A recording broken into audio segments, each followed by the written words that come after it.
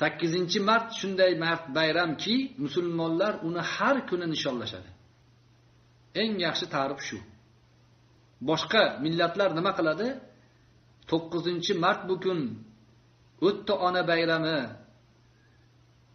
Teng huquqli ayollar ishlang bo'ling, ha qani deyshadi boshqalar. 8-bayramda onalar qo'limiz ustida deyshadi. 9-mart kuni qo'llariga lapatga berib turib yo'l tekislashtirishadi. Biz musulmon ummati onalarni har kuni tabriklashimiz, har kuni ularning qo'llarini o'pishimiz, ularning oyoqlariga poyandoz bo'lishimiz kerak har kuni. 8-martning qandaydir diniy yoki bir aqidaviy maslak sifatida kimdir talqin qilayotgan bo'lsa, u talqiniga o'zi javob beradi.